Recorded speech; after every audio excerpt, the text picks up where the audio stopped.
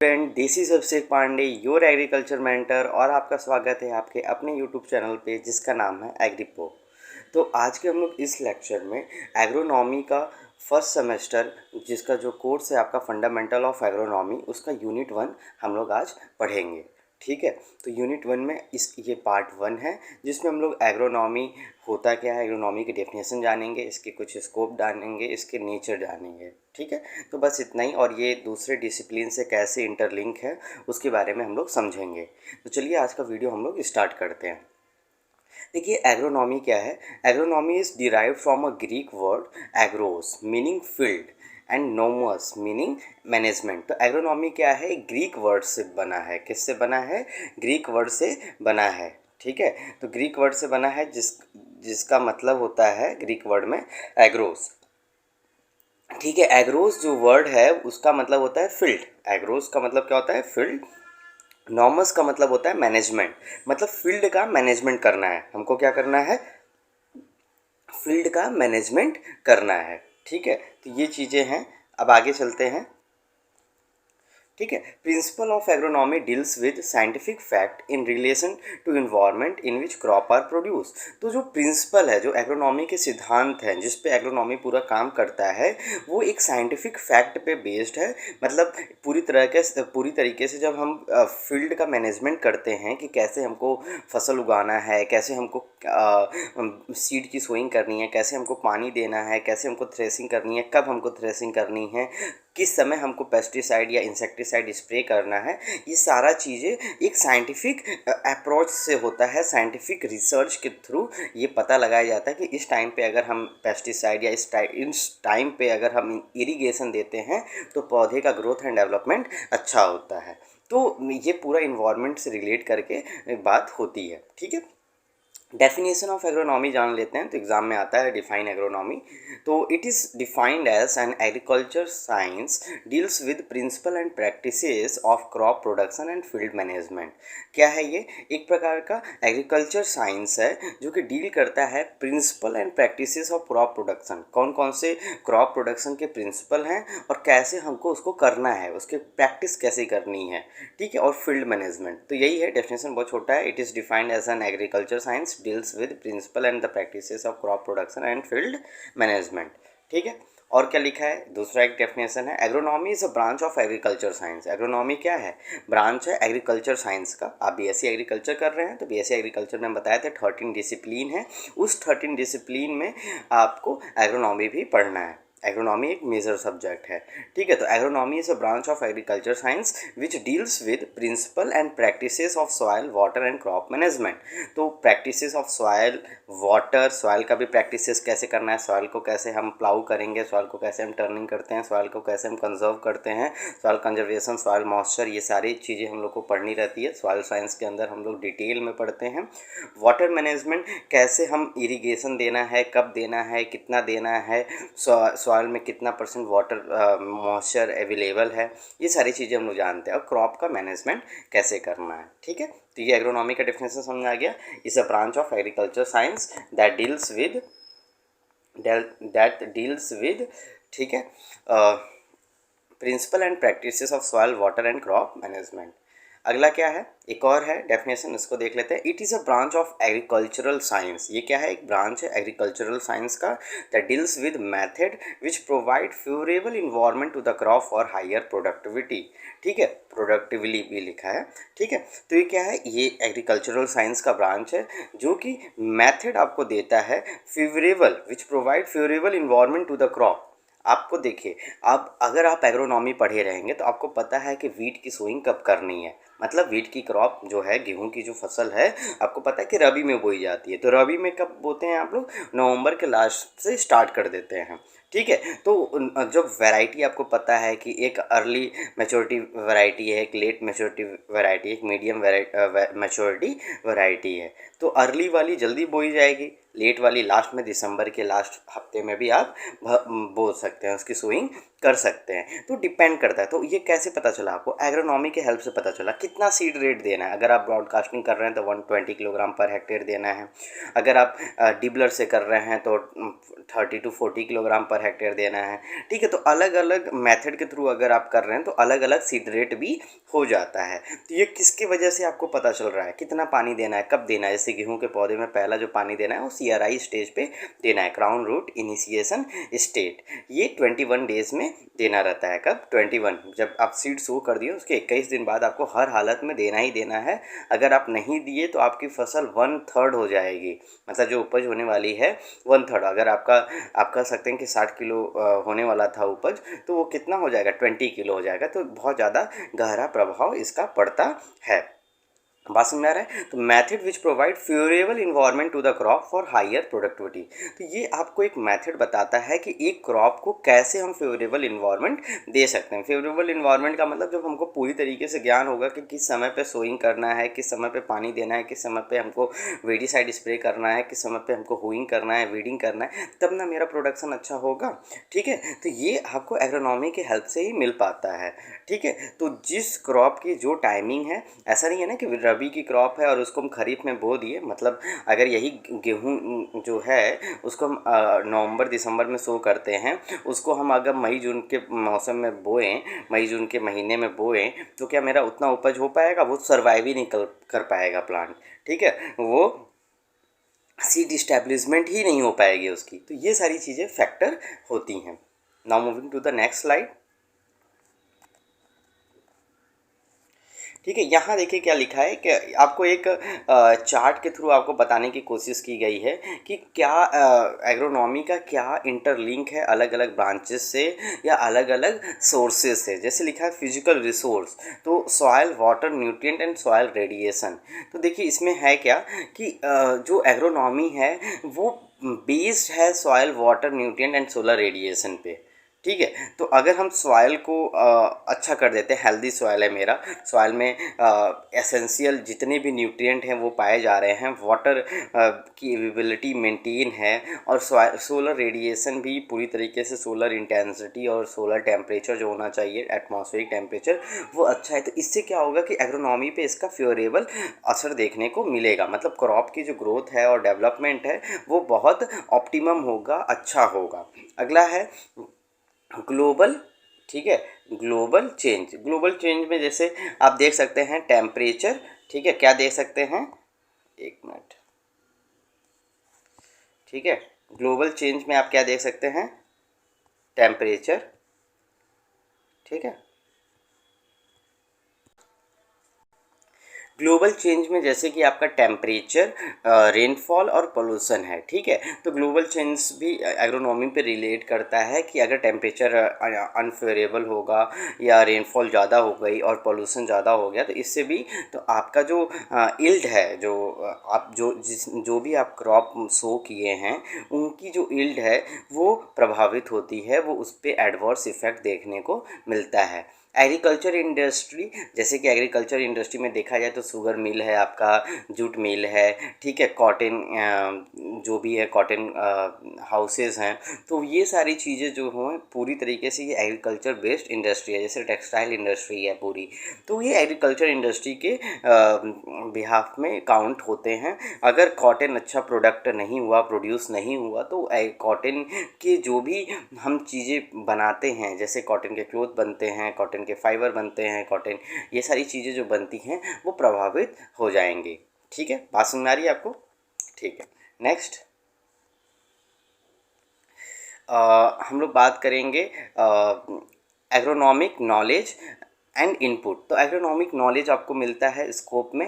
Agronomic knowledge and input का मतलब जब आपको एग्रोनॉमी का ज्ञान होता है, एग्रोनॉमी के बारे में आप डिटेल में जानते हैं, या उसके साइंटिफिक अप्रोचेस जानते हैं तो आपको पता है कि आपको किस तरीके से सोइंग करनी है, किस तरीके से पानी देना है, फ्लडिंग करनी है कि रिंग बेसिन करनी है, कि आपको स्प्रिंकलर मेथड अडॉप्ट करना है, ड्रिप मेथड अडॉप्ट करना है, सरफेस इरिगेशन अडॉप्ट करना है कि सब सरफेस इरिगेशन अडॉप्ट करना है।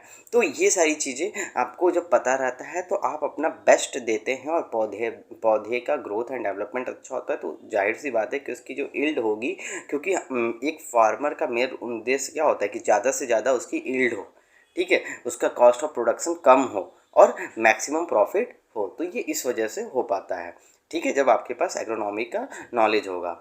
दूसरा है प्लांट ब्रीडिंग। क्या है? Plant breeding. तो प्लांट ब्रीडिंग में जैसे क्या होता है कि जब फार्मर जब कोई क्रॉप उगाता है तो ये उसके उसमें क्या होता है कि बहुत सारे क्या हो जाते हैं कि डिजीज़ इम्पैक्ट, मतलब इंसेक्ट का इम्पैक्ट पड़ने लगता है, डिजीज़ या इम्पैक्ट देखने को मिलता है, इंसेक्ट पेस्ट एंड डिजीज़, तो पौधे के ऊपर। तो फार्मर क्या होता है कि वो क्या करता है, कन्विंस मतलब वो अपनी समस्या बताता है, ठीक है, वो प्लांट ब्रीडर को या प्लांट पैथोलॉजिस्ट को अपनी समस्या या इंटमोलॉजिस्ट को बताता है कि देखिए मेरे पौधे में या मेरे फसल में बार बार इस टाइप का इस महीने में ये रोग लग जाता है। तो वो क्या करते हैं, जो प्लांट ब्रीडर, इंटमोलॉजिस्ट और प्लांट पैथोलॉजिस्ट होते हैं, वो उस पर स्टडी करते हैं, वो उसका कॉजिंग एजेंट जान के उसमें क्या करते हैं कि कुछ चेंजेस करके, मतलब जिसे हम कहते हैं ब्रीडिंग करके, ठीक है, ठीक है, क्या करते हैं वो एक नया पौधा बना देते हैं, वो जीन इनकॉर्पोरेशन के थ्रू, जिसमें आप कह सकते हैं कि जैसे बीटी कॉटन है, ठीक है, बैसिलियस थ्यूजेंसिस, ठीक है, एक प्रकार का वो क्या है, बैक्टीरिया है जो उस क्रॉप कॉटन क्रॉप्स के ऊपर बीटी कॉटन कॉटन के अंदर इनकॉर्पोरेट किया गया है। तो इससे क्या होता है कि वो अब जो कॉटन बॉल वॉर्म था ना, गोसिपिएला, ठीक है, पैक्नोपोरिया गोसिपिएला, ठीक है, तो वो क्या था, अब उस पर अटैक नहीं कर पाता है, क्योंकि जब अटैक करने जाएगा तो उसमें उस पौधे में से एक सिक्रीट होता है, एक एंजाइम सिक्रीट होता है, जिससे को वो खा के क्या हो जाता है, मर जाता है। तो वो फर्दर उसका जो इन्फेस्टेशन पीरियड है या इन्फेस्टेशन स्टेजेस है वो देखने को नहीं मिलता है। उसमें क्राई1AC जीन होता है। कौन सा जीन डाला जाता है? क्राई1AC जीन, ठीक है। तो इस तरह अलग अलग पौधे में हम अलग अलग बीटी क्या कहें स्पीसीज़ लाए हैं, लॉन्च किए हैं या बनाए हैं। तो इसमें प्लांट ब्रीडर का बहुत ज़्यादा रोल्स होता है। कुछ प्लांट ब्रीडर्स ऐसे भी हैं या बहुत सारे प्लांट ब्रीडिंग टेक्निक यूज़ करके हम लोग ऐसे भी पौधे बनाए हैं जिसमें हम क्या करते हैं, डिजीज़ रेजिस्टेंस क्रॉप बनाते हैं, जैसे कि रस्ट उसमें नहीं लगता है। अगर आप उस वैरायटी का क्रॉप फसल सो करते हैं फील्ड में, तो उस रीजन में आपको वो जो डिजीज़ जो बार बार आपको देखने को मिलती है, वो डिजीज़ आपको देखने को नहीं मिलेगी। मतलब वो क्या होगा, बहुत ज़्यादा रेजिस्टेंस होगा, तो उसको हम डिजीज़ रेजिस्टेंस वैरायटी बोलते हैं। प्लांट ब्रीडर ये भी करते हैं कि वाटर रेजिस्टेंस वैरायटी गो करते हैं, less water requirement crops variety release करते हैं। तो इस तरह वो अलग अलग टेक्निक, अलग अलग जो समस्याएं हैं उसके लिए अलग अलग वैरायटी रिलीज़ करते हैं प्लांट ब्रीडर्स, ठीक है। बायोलॉजिकल प्रोडक्शन में आते हैं तो क्रॉप, फॉरेस्ट, सेमी नेचुरल और वेजिटेशन की बात करेंगे। तो बायोलॉजिकल प्रोडक्शन में देखिए एग्रोनॉमी का कैसे रिलेशन है कि अगर बायोलॉजिकल रिलेशन मतलब बायोलॉजिकल इन्वायरमेंट अच्छा है, नेचुरल वेजिटेशन अच्छी है, नेचुरल इन्वायरमेंट अच्छा है, तो उसमें क्या होगा कि क्रॉप, फॉरेस्ट और ये सब का मतलब उनका ग्रोथ एंड डेवलपमेंट अच्छा होगा, ठीक है। नेक्स्ट चलते हैं, हम लोग आगे देखते हैं, ठीक है। Farm structure, land use and ownership. तो farm structure, land use and ownership की बात करेंगे हम। तो फार्म स्ट्रक्चर क्या है? फार्म स्ट्रक्चर का मतलब ये होता है कि फार्म की structure and land use ownership, अगर मेरे पास एग्रोनॉमी एक रिलेट कर रहा है, ये अगर फार्म स्ट्रक्चर हम अच्छा मेंटेन किए हैं, लैंड यूज़ हम ऑप्टिमम तरीके से यूटिलाइज़ कर रहे हैं, क्या कर रहे हैं, ऑप्टिमम तरीके से यूटिलाइज़ कर रहे हैं, तो वहाँ भी हमें एग्रोनॉमी पे इसका क्या करते हैं, पॉजिटिव रिलेशन देखने को मिलता है। फूड न्यूट्रिएंट एंड हेल्थ में भी एग्रोनॉमी का बहुत बड़ा रोल है। जैसे कि अगर हम अच्छी वैरायटी ग्रो किए हैं, अगर हम अच्छी तरीके से मैंने उसकी सोइंग किए हैं, अच्छे इरिगेशन दिए हैं, अच्छे मैंने इंसेक्टिसाइड या मैंने ऑर्गेनिक तरीके से मैंने खेती की है, तो जो भी मुझे वहाँ से प्रोड्यूस मिलेगा, जो भी हमको वहाँ से यील्ड मिलेगा, वो एक हेल्दी क्रॉप होगा। और हेल्दी क्रॉप होगा तो जाहिर सी बात है वो न्यूट्रिएंट रिच होगा और वो हमारे शरीर पे भी एक अच्छा प्रभाव डालेगा। मतलब उसकी जो हेल्थ होगी, हेल्थ इम्पैक्ट पड़ेगा उस क्रॉप को खाने के बाद हमारे शरीर के ऊपर, वो भी एक अच्छा होगा। ठीक है। मार्केट एंड सेल्स, अगर हम प्रोडक्ट अच्छा कर रहे हैं, प्रोड्यूस अच्छा कर रहे हैं, उसकी मतलब एक प्रकार से जो उसकी यील्ड आ रही है, ऑप्टिमम आ रही है और देखने में अच्छा लग रहा है, सुंदर है, न्यूट्रिएंट रिच है, तो जाहिर सी बात है मार्केटिंग और सेल्स करने में हेल्प हमको मिलेगा। रूरल इकोनॉमी में भी बहुत ज़्यादा रूल्स हैं। रूरल इकोनॉमी में जैसे work, income and wealth word हम इस्तेमाल किए हैं।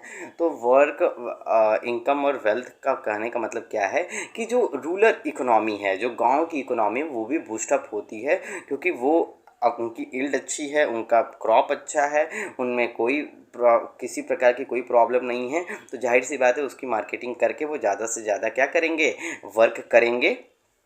ठीक है। मतलब वो इनकम जनरेट कर सकते हैं और उनका जो वेल्थ होगा, वेल्थ भी बढ़ेगा। ठीक है। बात समझ में आई आपको? तो ये कुछ थे फ्लो चार्ट के थ्रू एग्रोनॉमी के स्कोप। अब हम लोग थोड़ा सा पॉइंट वो जान लेंगे। तो पॉइंट वाइज अगर हम जानते हैं तो एग्रोनॉमी क्या है? Agronomy dynamic discipline with the advancement of knowledge, better understand planet, environment and agriculture. तो देखिए, पहला जो अगर स्कोप देखा जाए तो एग्रोनॉमी क्या करता है? एग्रोनॉमी एक डायनेमिक डिसिप्लिन है। क्या है? डायनेमिक डिसिप्लिन है, जो कि आपके नॉलेज को बढ़ाता है और आपको ये समझाता है कि एक क्रॉप को हम कैसे किसी फील्ड में शो करेंगे और उसका ऊपर इन्वायरमेंट, प्लैनेट और एग्रीकल्चर का क्या प्रभाव पड़ता है। तो एग्रोनॉमी आपको ये सारी चीज़ें, प्रिंसिपल एंड प्रैक्टिसेस बताता है। तो ये स्कोप भी है इसका, आप उसमें बेटर एडवांसमेंट कर सकते हैं। पहले आप ब्रॉडकास्टिंग के मेथड से आप सोइंग करते थे, आज आप सीड ड्रिल के थ्रू कर रहे हैं, लाइन सोइंग कर रहे हैं। ठीक है। लाइन स्विंग कर रहे हैं, डिबलिंग के थ्रू कर रहे हैं, तो अलग अलग मेथड है। पहले आप फ्लोटिंग के थ्रू इरिगेशन देते थे, लेकिन बहुत सारे मेथड आ गए हैं। अब आप रेगिस्तान एरिया में हैं, एरिड रीजन में, तो आप वहाँ ड्रिप इरिगेशन यूज़ करते हैं। आप माउंटेनियस रीजन पे हैं तो आप वहाँ स्प्रिंकलर मेथड यूज़ करते हैं।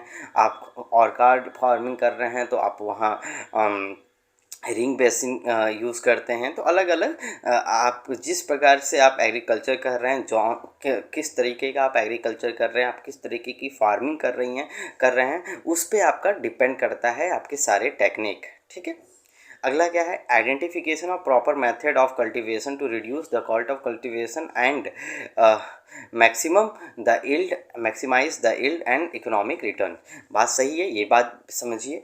यहाँ बोल रहा है कि आप एग्रोनॉमी की हेल्प से ही एक प्रॉपर मेथड जान पाते हैं कि किस प्रकार से आपको कल्टीवेशन करना है, जिससे कि आपका कॉस्ट ऑफ जो कल्टीवेशन है वो कम हो जाए। कॉस्ट ऑफ जो कल्टीवेशन है वो क्या हो जाए? कम हो जाए। आप झूठ में ब्रॉडकास्टिंग मेथड कर रहे थे, तो ब्रॉडकास्टिंग मेथड में आपको पता ही है छिड़कवा विधि होता है। छिड़कवा विधि में क्या होता है? किसान अपने हाथ में सीड को ले लेता है और फील्ड पे क्या करता है? उसको फेंक देता है, बिखेर देता है। तो उसमें क्या होता है कि कुछ सीड क्या होती है, सॉइल सरफेस के ऊपर रह जाती है, कुछ सीड सॉइल सरफेस के नीचे दब जाती है। और जो सॉइल सरफेस के ऊपर रहती है उसको क्या होते हैं कि कुछ कुत्ते, कुछ बर्ड्स और कुछ जानवर जो होते हैं उनको आके वो खा जाते हैं। जिस प्रकार से बोया था 120 किलो, पता चला अगर देखा जाए तो 100 किलो या 90 किलो ही फील्ड पे रहा, जिसके कारण, और उसमें से कुछ सॉइल के नीचे दब गए थे, तो जिनका अच्छे से उनका ग्रोथ एंड डेवलपमेंट नहीं हो पाया, वो सीड मर गया। ठीक है। तो इस तरीके से उसकी यील्ड लॉस होती है। अगर वही हम लाइन सोइंग करते हैं तो एक प्रॉपर मेरी लाइन में पूरी सोइंग हुई रहती है एक लाइन में। ठीक है। लाइन सोइंग देखिए इस तरीके से होगा, अगर हम दिखाने की कोशिश करें। ये एक लाइन है, इसी में हम पूरा सीड बोए हैं। ये हम एक वीडियो बनाए थे, उसमें आपको दिखाए भी थे। ठीक है। तो लाइन में जब हम करते हैं तो वहाँ मेरा जो इंटर कल्चरल ऑपरेशन होता है वो बहुत अच्छे से हो जाता है, और ब्रॉडकास्टिंग मेथड में वो चीज़ें नहीं दिख पाती हैं। ठीक है। बात समझ में आ रही है? ठीक है, जिससे कि अगर मेरा कॉस्ट ऑफ कल्टीवेशन कम होगा तो ज़ाहिर सी बात है उसमें हम मैक्सिमम प्रॉफिट बुक करके उसको बेच सकते हैं और मुझे ज़्यादा से ज़्यादा इकोनॉमिक रिटर्न देखने को मिलेगा। ठीक है। Availability and application of chemical fertiliser. Availability क्या होती है, अगर हम एग्रोनॉमी से पढ़े हुए हैं तो हमको पता है कि इस क्रॉप में कौन सा मतलब कितने न्यूट्रिएंट की नीड है, कितना नाइट्रोजन, कितना फास्फोरस, कितना पोटास देना है। तो उस तरीके से हम क्या करेंगे, उसके फर्टिलाइज़र बनाएंगे फैक्ट्री में, उनको हम बताएंगे कि नहीं मुझे इतना क्रॉप चाहिए, इतना नाइट्रोजन चाहिए, इतना फास्फोरस, इतना पोटास। तो वो क्या करते हैं, जो एग्रोनॉमिस्ट होते हैं वो रिकमेंड करते हैं, और जो फैक्ट्री में काम करते हैं वर्कर्स, जो भी सॉइल साइंटिस्ट और बाकी सब, वो इस तरह का फर्टिलाइज़र बनाते हैं। तो एवेबिलिटी बनाते हैं, और एप्लीकेशन, कैसे एप्लीकेशन करना है, एग्रोनॉमी ये भी बताता है कि आपको उस फर्टिलाइज़र का कैसे एप्लीकेशन करना है। जैसे आप टॉप ड्रेसिंग के रूप में फर्टिलाइज़र देंगे, मतलब टॉप ड्रेसिंग का मतलब जो पौधा थोड़ा सा बड़ा हो जाता है, फील्ड में ग्रो करने लगा, मतलब आपके घुटने तक आने लगा, तो उस केस में आप छिड़क के क्या कर रहे हैं, एरियल स्प्रे करके आप फर्टिलाइज़र दे रहे हैं। दूसरा होता है कि आप फर्टिगेशन कर दे रहे हैं, मतलब फर्टिगेशन का मतलब क्या हो गया कि आप हाँ, इरिगेशन दे रहे हैं, इरिगेशन के साथ ही साथ आप उसमें फर्टिलाइज़र मिक्स करके वाटर फॉर्म में, ठीक है, एक सोल्यूशन बना के दे दिए, वो फर्टिगेशन हो गया। तीसरा आप कर सकते हैं जैसे कि आप जड़ में ही, डायरेक्ट पौधे के जड़ में ही आप फर्टिलाइज़र दे रहे हैं। तो इस तरह तरह तरह के एप्लीकेशन ऑफ फर्टिलाइज़र है, जो कि हम लोग नेक्स्ट यूनिट में पढ़ना है, ये सारी चीज़ें तो वहाँ बताएंगे। ठीक है, ये एग्रोनॉमी की वजह से ही ऐसा हो पाता है। ठीक है। Control of weeds about selectivity, time and method of its application. तो देखिए एग्रोनॉमी की वजह से आप क्या कर पाते हैं, कंट्रोल कर पाते हैं वीड को। आपको पता है कि वीड एंड होइंग करनी पड़ती है, इंटरकल्चरल ऑपरेशन, सीड सोइंग के बाद आप इरिगेशन के बाद करते हैं, सीड सोइंग, इरिगेशन, फिर वीड मैनेजमेंट करते हैं। वीड मैनेजमेंट में नॉर्मली हर क्रॉप में लगभग 30 से 35 दिन के बाद, सीड सोइंग के 30 से 35 दिन बाद आपको वीडिंग करनी पड़ती है। तो वीडिंग में आप सेलेक्टिव हर्बिसाइड का भी इस्तेमाल कर लेते हैं, अलग अलग पौधे में अलग अलग क्रॉप के अलग अलग हर्बिसाइड डिसाइडेड हैं, जैसे एट्राजीन है, ठीक है, सीमाजीन है, ग्लाइफोसैट है। तो इस तरह अलग अलग क्रॉप के अलग अलग हैं, किस टाइम पे करना है, कैसे उसका वीडिंग करना है, आप मैकेनिकल मेथड से करेंगे, केमिकल मेथड से करेंगे, बायोलॉजिकल मेथड से करेंगे, तो वो सारी चीज़ें होती हैं। ठीक है। वाटर मैनेजमेंट प्रैक्टिसेस अभी बताएं कि हम कितना पानी देना है, कब देना है, ये सारी चीज़ें वाटर मैनेजमेंट में हम लोग देखते हैं। Intensive cropping with reduce the agro environmental hazard. तो जब आप इंटेंसिव क्रॉपिंग करते हैं तो ये क्या करता है, इन्वायरमेंटल हैज़ार्ड को कम कर देता है। तो जैसे एक होता है, ठीक है, इंटेंसिव क्रॉपिंग, और एक होता है मास जब क्रॉपिंग करते हैं, जिसमें आप बस आपका मेन उद्देश्य होता है कि ज़्यादा से ज़्यादा उपज कैसे ले लें। जैसे हम लोग ग्रीन रिवोल्यूशन में करते थे, तो ज़्यादा से ज़्यादा उसमें फर्टिलाइज़र, पेस्टिसाइड, इंसेक्टिसाइड हम लोग भर भर के क्रॉप में छिड़कते थे, जिससे कि ज़्यादा से ज़्यादा क्रॉप क्या हो, ग्रो करे। तो उसका असर आज हमको देखने को मिल रहा है कि मतलब सबसे ज़्यादा पंजाब और छत्तीसगढ़ और हरियाणा का जो रीजन है वो पूरी तरीके से वहाँ की सॉइल अब बंजर बनती जा रही है, मतलब वहाँ की सॉइल फर्टिलिटी लेवल बहुत ज़्यादा घट चुका है।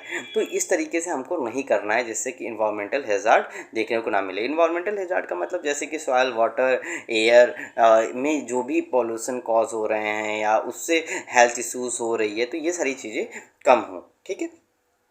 New technology to overcome the effect of moisture stress under by dry land condition. बहुत सही है, बहुत सारे अब न्यू टेक्नोलॉजी आ गई है जिससे कि ड्राई लैंड कंडीशन पे जो उसका इफेक्ट पड़ता था मॉइस्चर स्ट्रेस का, आज हम लोग के पास बहुत ज़्यादा एडवांस टेक्नोलॉजी है, जिसके कारण हम सॉइल का मॉइस्चर लेवल आसानी से जान सकते हैं। उसके अनुसार ही हम सॉइल में क्या करते हैं, पानी देते हैं, तो जिससे कि मेरा क्रॉप का ग्रोथ एंड डेवलपमेंट अच्छा होता है। हम सॉइल की टेस्टिंग करा पाते हैं, सॉइल में देख पाते हैं कि कौन कौन सा न्यूट्रिएंट मेरे सॉइल में पाया जा रहा है, कितना पाया जा रहा है, कितना और देने की ज़रूरत है। ये सारी चीज़ें से मेरा क्या होता है, कॉस्ट ऑफ प्रोडक्शन भी कम होता है। ठीक है। और दूसरा चीज़, हम एडवांस भी रहते हैं और मेरा प्रोडक्शन भी अच्छा होता है। Package of practices to explore full potential of new crop varieties. तो हमको पैकेज मिलता है, प्रैक्टिसेस हम कर पाते हैं अपने फुल पोटेंशियल के साथ कि कौन सी वैरायटी हम यूज़ करें। मेरा लैंड जोन ये है, इस इलाके में मेरा ज़मीन आता है, तो वहाँ कौन सी वैरायटी हमारे ज़मीन के लिए, हमारे सॉइल के अकॉर्डिंग सही रहेगा, जिससे कि उसका क्रॉप जो प्रोडक्शन है बेटर होगा। ठीक है।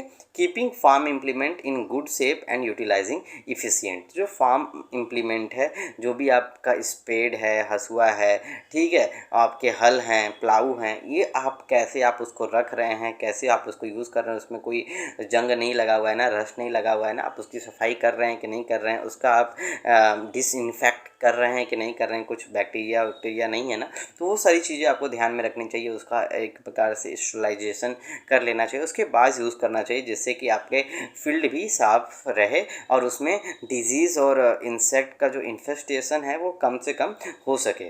ठीक है, यूटिलाइजिंग इफेक्ट है। ठीक है, तो यहाँ इस चैप्टर में बस इतना ही हम लोग को देखना था।